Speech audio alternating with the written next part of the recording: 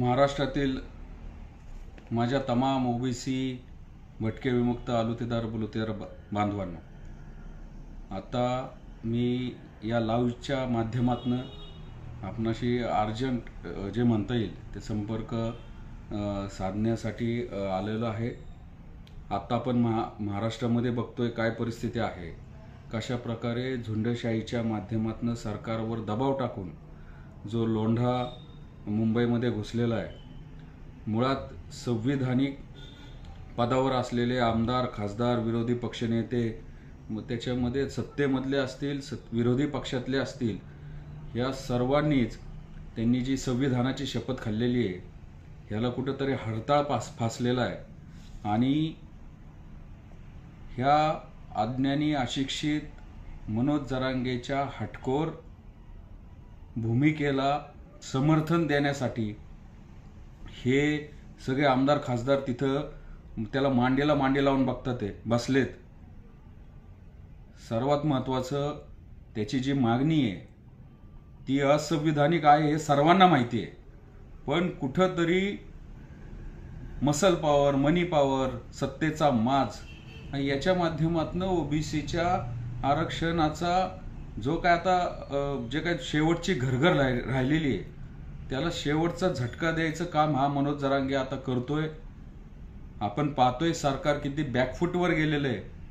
पहिल्यांदा परमिशन नाकारली, नंतर परत परमिशन दिली। काय हरकत नाही, तुमचं आंदोलन होऊन द्या संविधानिक मार्गाने, पण जे आता तिथं वल्गना चालू आहेत की ओबीसीत आरक्षण दिल्याशिवाय आम्ही काय बाहेर निघणार नाही मुंबईतून, आणि खूप याचे टप्पे आहेत।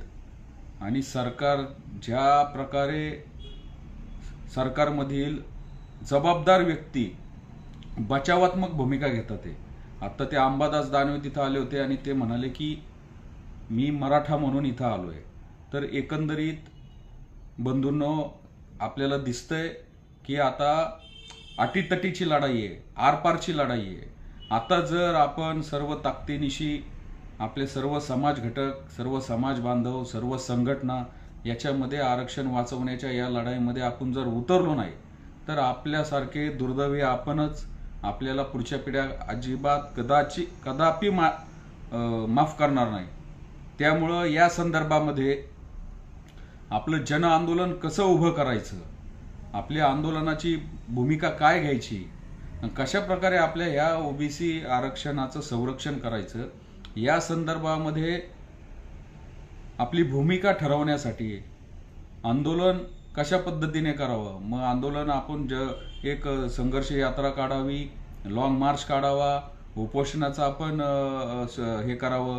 तर या संदर्भामध्ये आपली भूमिका स्पष्ट करण्यासाठी, आपला निर्णय स्पष्ट करण्यासाठी उद्या पुणे पत्रकार भवन इथं 11:30-12 वाजता महाराष्ट्रातील सर्व ओबीसीच्या जात समूहातील विविध संघटनातले नेते, जे पण कोणी ओबीसी ॲक्टिव्हिस्ट असतील त्या सर्वांना आम्ही आमंत्रित करतोय।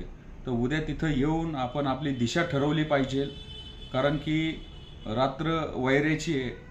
ह्या सगळ्या लोंढ्याला थोपवण्यासाठी मागच्या जानेवारीमध्ये जसा तो सगळे सोयरेचा तो अध्यादेश आला, तसंच काहीतरी घाईघाईमध्ये जर सरकारने या संदर्भात निर्णय घेतला, भलं तो नंतर आपण ती कोर्टाची लढाई होईल, पण तरी पण जर आपण या संदर्भामध्ये लवकरात लवकर भूमिका ठरवली नाही आणि आपला विरोध दर्शवला नाही, एकत्र येऊन विरोध दर्शवला नाही, तर आपल्याला खूप मोठा धोका होऊ शकतो। त्यामुळं ओबीसी बांधवांनो, उद्या पुण्यात पत्रकार भवनला आपण उपस्थित राहावं आणि आपलं जे संविधानिक आरक्षण आहे त्या आरक्षणाच्या संरक्षणासाठी कशा पद्धतीने आपल्याला संविधानिक मार्गाने आंदोलन छेडता येईल, तर या संदर्भामध्ये आपण चर्चा करू, निर्णय घेऊ। तर मी विनंती करतो, आपण सगळे ज्या समाजाचे प्रतिनिधी असतात, विविध संघटनाचे प्रतिनिधी असतात, ॲक्टिव्हिस्ट असतात, आपण तिथं आवर्जून यावं, वेळ काढून यावं आणि सर्वानुमते आपण सर्वसमावेशक आपण तिथं भूमिका ठरवू। त्यामुळं उद्या मी अपेक्षा करतो, उद्या तिथं मोठ्या प्रमाणामध्ये ओबीसीवर प्रेम असलेले समाजाबद्दल अभिमान असलेले सर्व आपण समाज बांधव उपस्थित राहताल अशी आशा करतो. धन्यवाद.